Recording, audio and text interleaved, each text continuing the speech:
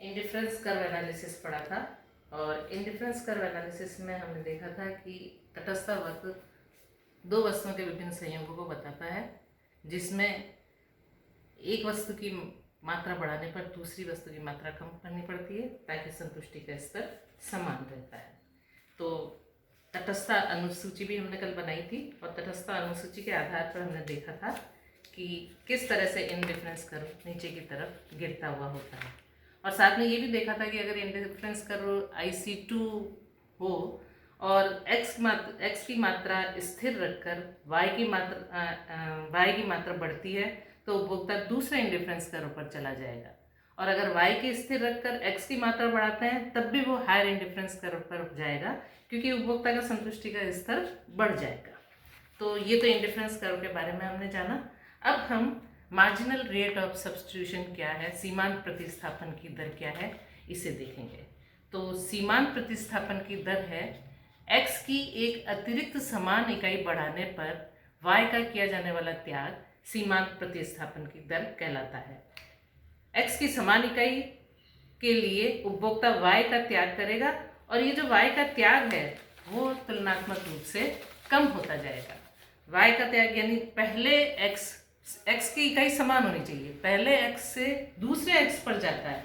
तो आप देखो पहले x पर वो x की 1 इकाई और y की 20 इकाई का प्रयोग कर रहा था, दूसरे x पर वो 2x के साथ 12y का इस्तेमाल कर रहा है, यानी यहाँ पे उसने x की 1 इकाई बढ़ाई तो y की 8 इकाइयाँ कम की है, तो 1x = 8y।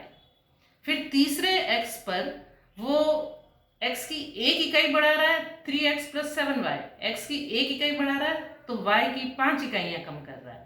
चौथे स्थिति में या चौथे कॉम्बिनेशन पर वो 4x + 4y की स्थिति है, जिसमें x की 1 इकाई बढ़ाई है और y की 3 इकाइयाँ कम की है, और ई कॉम्बिनेशन पर x की 1 इकाई बढ़ाने पर y की 1 इकाई कम हुई है 5x + 3y।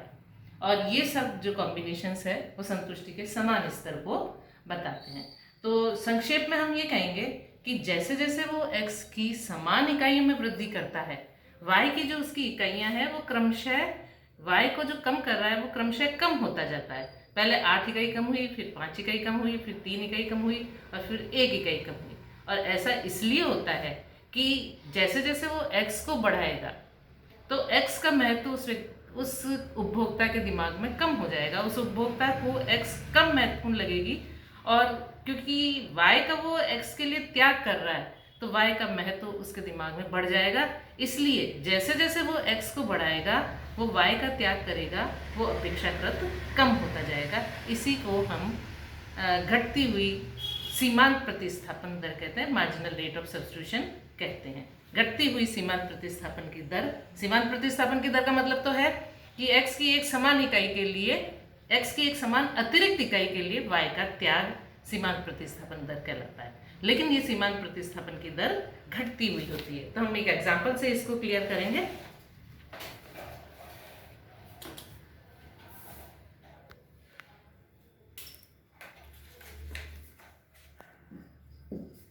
वही जो कल का एग्जाम्पल था उसी का फिर हम डायग्राम भी ड्रॉ करेंगे। कॉम्बिनेशंस हैं आपके A B C D E। x वस्तु की मात्रा, quantity of x, combination,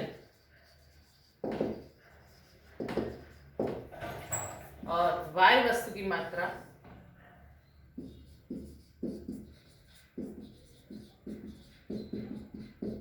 quantity of y। और मार्जिनल, इससे हम निकालेंगे marginal rate of substitution of x for y। अभी मैं आपको इसका पूरा मतलब बताऊंगी। हम देखेंगे पहले कॉम्बिनेशन पर, A कॉम्बिनेशन पर 1x + 20y, दूसरे कॉम्बिनेशन पर 2x + 12y, तीसरे कॉम्बिनेशन पर 3x + 7y, डी कॉम्बिनेशन पर 4x + 4y और 5x प्लस 3y। जो मैंने बताया आपको वो इससे क्लियर हो रहा है।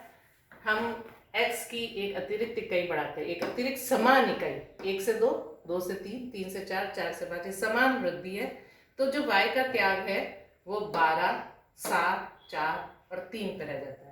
यानी x की एक मात्रा बढ़ाई तो y का पहले में तो कुछ भी नहीं है, 1x प्लस 8y। यहाँ पर हो गया 1, एक फिर x बढ़ा तो y में 5 के बराबर कमी हुई, फिर एक x बढ़ा तो y में 3 के बराबर कमी हुई, और फिर एक x बढ़ा तो y में 1 के बराबर कमी हुई। यानी आप देखिए ये जो मात्रा है y की वो कम होती जा रही है। इसी को हम सीमांत प्रतिस्थापन की दर कहते हैं, marginal rate of substitution of x for y के लिए x की सीमांत प्रतिस्थापन की दर। y के लिए x की सीमांत प्रतिस्थापन की दर हमेशा घटती हुई होती है, क्योंकि जैसे जैसे x बढ़ाएंगे y की मात्रा कम हो रही है, क्योंकि x का महत्व उपभोक्ता के दिमाग में कम हो जाएगा और y का महत्व बढ़ जाएगा। y का महत्व बढ़ते ही वो y की जो इकाइयां कम कर रहा है वो तुलनात्मक रूप से कम होती जाएगी। तो ये घटती हुई सीमांत उत्पादकता का नियम है। इसी के आधार पर हम डायग्राम ड्रॉ करेंगे।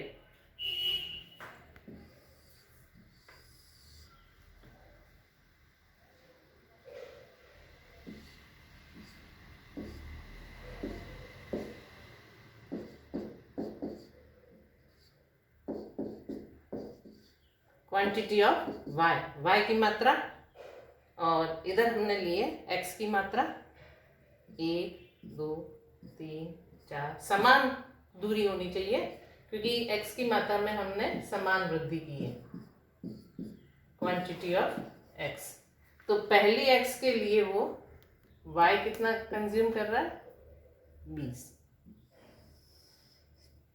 दूसरी x के लिए y की मात्रा है 12, ये 10, 11, 18, ये हो जाएगा 12। फिर तीसरे x के लिए 7, 5, 7। चौथे x के लिए 4,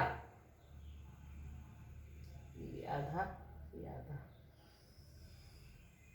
4। और पांचवे x के लिए 3, तो ये हो गया 3। इन सबको अपन मिलाएंगे तो आपके पास इंडिफरेंस कर्व आएगा। अब ये इंडिफरेंस कर्व तो है, लेकिन हमें इसमें क्लियर करना है मार्जिनल रेट ऑफ सब्स्टिट्यूशन। ये आपका कॉम्बिनेशन A है, ये आपका कॉम्बिनेशन B है, ये C है, ये D है और ये E है। इस पर कॉम्बिनेशन A पर आप देखो 20y 1x, 12y 2x, ये आपके हो गया 7y 3x, ये फिर हो गया आपके 5y 4x और 4y, और ये आपके हो गया 3y और 5x। ये पांचों कॉम्बिनेशन है। अब आप देखो मार्जिनल रेट ऑफ सब्स्टिट्यूशन अपन कैसे निकालेंगे। ये y में परिवर्तन है और ये x में परिवर्तन है ना। x 1 से 2 हो गया और y 20 से 12 हो गया। तो ये है चेंज इन y में परिवर्तन, और ये है चेंज इन x। तो ये आप देखो ये कम होता जा रहा है, ये उससे कम, ये उससे कम, ये थोड़ा आपका पॉइंट ये होना चाहिए, ये और कम हो गया और ये और कम हो गया। तो ये जितने भी ट्रायंगल हैं ये छोटे होते जा रहे हैं। इसी को हम घटती, ये वापस डेल्टा x हो गया, ये वाला डेल्टा y हो गया। तो सीमांत प्रतिस्थापन की दर क्या हुई, marginal rate of substitution of x के लिए, ऑफ x फॉर y के लिए x की सीमांत प्रतिस्थापन की दर हो गई delta y upon delta x। What is delta y? Delta y में परिवर्तन,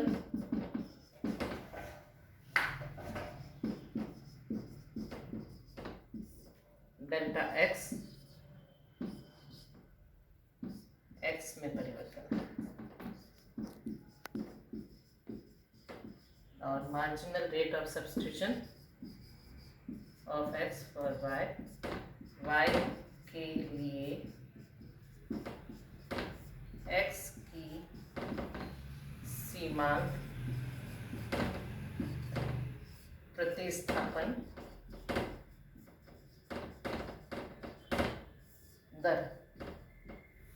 तो marginal rate of substitution of X for Y हमेशा ऋणात्मक होती है, क्योंकि एक्स में तो वृद्धि की है लेकिन वाई में कमी हुई है, और कमी होने के कारण इसका साइन ऋणात्मक होता है। हम अब ये देखेंगे, आप देखो, अगर हम इनको नाम दें, ये आपका ए है और ये आपका पॉइंट है, मान लीजिए A1, ठीक है, ये आपका हो गया B1, ये आपका हो गया C1 और ये आपका हो गया D1। तो हम ये कहेंगे x में वृद्धि कितनी हुई A1B, और y में कमी कितनी हुई A1। फिर x में वृद्धि कितनी हुई B1C, और y में कमी कितनी हुई B1। फिर x में वृद्धि कितनी हुई C1D, y में कमी हुई C1। यहाँ पे हुई x में वृद्धि D1E और यहाँ D1। तो हम देखेंगे कि ये जो एरिया है ये कम होते जा रहे हैं। तो हम ये कहेंगे A1 is greater than B1 is greater than C1 is greater than D। यानी आपकी जो सीमांत प्रतिस्थापन की दर है वो, इसको थोड़ा सा अपन और क्लियर करें तो ये इसको थोड़ा नीचे ले आते हैं ताकि और स्पष्ट हो जाएगा। ये एरिया थोड़ा ज़्यादा हो जाएगा इससे, और ये पॉइंट यहाँ आ जाएगा C पॉइंट, C कॉम्बिनेशन। तो हम ये देखेंगे A1 बड़ा है B1 से, B1 बड़ा है C1 से, C1 बड़ा है D1 से। तो ये हमारा सारा स्थिति क्लियर हो जाएगी, और यही इसका मतलब है। यहाँ पर इस स्थिति में डेल्टा वाई अपॉन, इसको मैं साफ कर देती हूँ,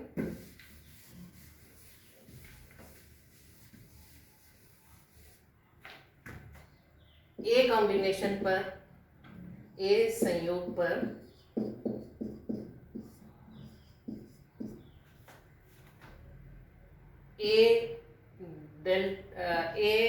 A1 upon A1B, A1 upon A1B is equal to marginal rate of substitution of x for y। ठीक है, B संयोग पर B1 upon B1C marginal rate of substitution. इसी तरह C D बिंदु पर भी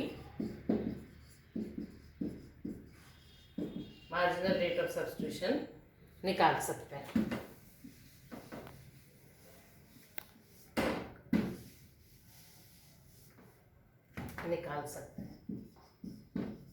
तो मेरा ख्याल है आपको क्लियर हो गया है सीमांत प्रतिस्थापन की दर क्या है।